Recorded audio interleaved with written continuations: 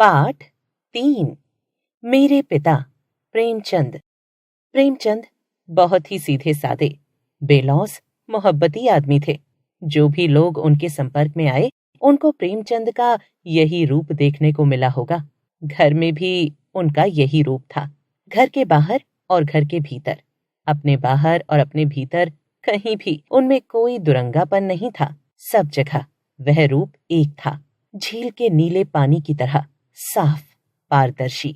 यही उस आदमी की सबसे बड़ी महानता थी कि वह किसी तरह महान नहीं था, न कपड़े लत्ते में, न तौर तरीके में, न बोलचाल में, न रहन सहन में। हर तरह से वह आदमी एक साधारण निम्न मध्य वर्ग का आदमी था। बाल बच्चेदार, गृहस्थ, बाल बच्चों में रमा हुआ। क्या तो उनका हुलिया था। घुटनों से जरा ही नीचे तक पहुंचने वाली धोती, उसके ऊपर गाढ़े का कुर्ता और पैर में जूता। यानी कुल मिलाकर आप उसे देहाती ही कहते, जिसे कपड़ा पहनने की भी तमीज नहीं, जिसे यह भी नहीं मालूम कि धोती कुर्ते पर चप्पल पहनी जाती है या जूते। मुझे अच्छी तरह याद है कि वर्षों उन्होंने सस्ते के ख्याल से किरमिच का जूता पहना, और रंग रोगन का झंझट ना रहे, रोज रोज उस पर सफेदी पोतने की मुसीबत से निजात मिले, इसलिए वह किरमिच का जूता ब्राउन रंग का होता था।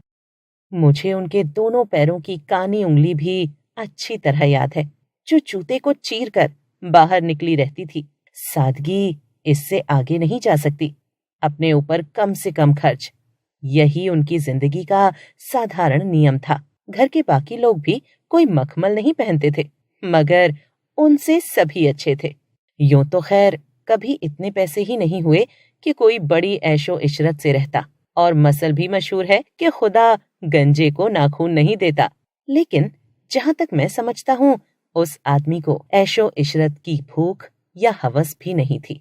उनकी जिंदगी में ऐसे कई मौके आए जबकि ऐशो इशरत की सुनहरी गली उनके लिए खुली हुई थी।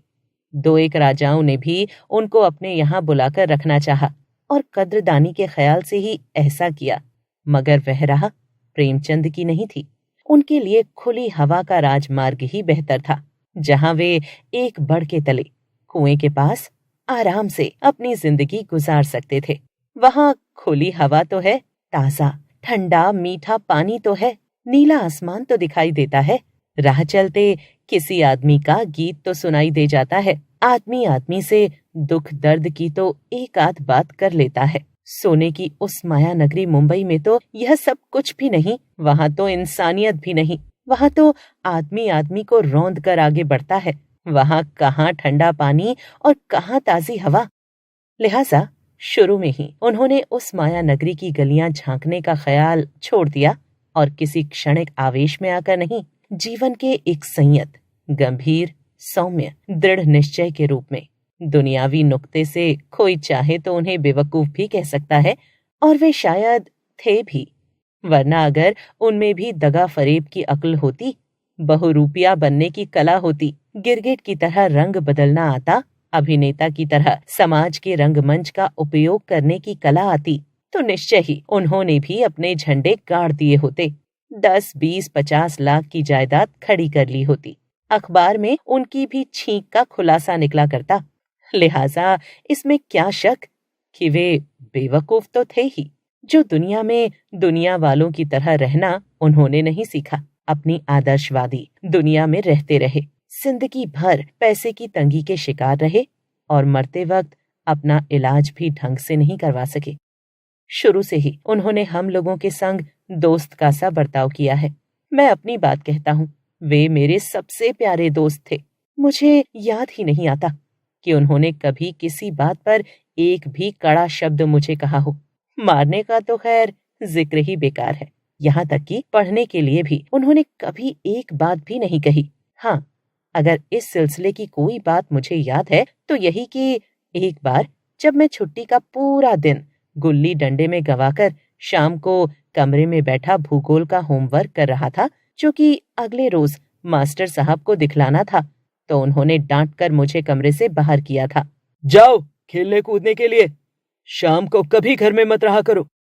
यह सही बात है कि हम उन्हें अपनी बराबरी का और अपना सबसे बड़ा दोस्त समझते थे, सबसे प्यारा दोस्त। मुझको अच्छी तरह याद है कि हम लोग पिता के संग खाना खाने के लिए ललकते थे और किसी भी दिन उनके बगैर नहीं खाते थे। सुबह को तो खैर खाना खाकर स्कूल भागना रहता था, मगर रात के खाने के लिए तो हम लोग 10-10 बजे रात तक उनका इंतजार करते थे। नींद से आंखें झपी जाती थीं, कभी कभी तो सो भी जाते थे, मगर तब भी उनके संग खाना खाने का लोभ सवर्ण न कर पाते थे। यह बात देखने में छोटी मालूम पड़ती है, मगर इतनी छोटी नहीं है। बाप बेटे में इतनी सहज गहरी मैत्री बराबर के दोस्त की दोस्ती जैसी कम ही देखने में आती है। हर छोटी बड़ी बात में यही मैत्री दिखाई देती है। मुझे याद आता है, सन 1935 के दिनों की बात है। मैंने तब 1.5 साल पहले ही लिखना शुरू किया था। मैं तब इलाहाबाद, अब प्रयागराज में रहता था। हाई स्कूल में पढ़ता था और प्रेमचंद मुंबई से लौटकर बनारस आ गए थे। मैंने अपनी एक कहानी पिताजी के पास उनकी राय और सलाह के लिए भेजी। वह कहानी कुछ ऐसी थी जिसमें करुण रस बहाने के उद्देश्य से मैंने अपने सभी प्रधान पात्रों को मौत के घाट उतार दिया था। मृत्यु से अधिक करुण तो कोई चीज नहीं होती। अगर करुण रस का पूर्ण परिपाक करना है तो कहानी में 2-4 मौतें तो होनी ही चाहिए। लिहाजा नायक नायिका सब मर गए। पिताजी ने कहानी पढ़कर बड़े दोस्ताना अंदाज में मुझे लिखा कि कहानी तो अच्छी है, बस एक बात है कि इसमें मौतें ना हो तो अच्छा, क्योंकि ऐसी कहानियां कमजोर मानी जाती हैं जिनमें ज्यादा मौतें होती हैं। बाकी सब बहुत ठीक है। इस घटना का उल्लेख मैंने यह बताने के लिए किया कि आपको मालूम हो कि छोटे से छोटे लेखक से भी वे बराबरी की सतह पर उतरकर बात करते थे। हिमालय की ऊंचाई से बात करना उन्हें आता ही नहीं था। वे तो आपके होकर घुल मिलकर ही आपसे बात कर सकते थे। प्रेमचंद एक गहरे दोस्त की तरह, साथी की तरह नए लेखक के हाथ में हाथ देकर उसे अच्छा लिखना, आगे बढ़ना सिखाते थे और मुक्त हृदय से नए लेखक की प्रशंसा करते थे, जिससे उसका उत्साह बढ़ता था।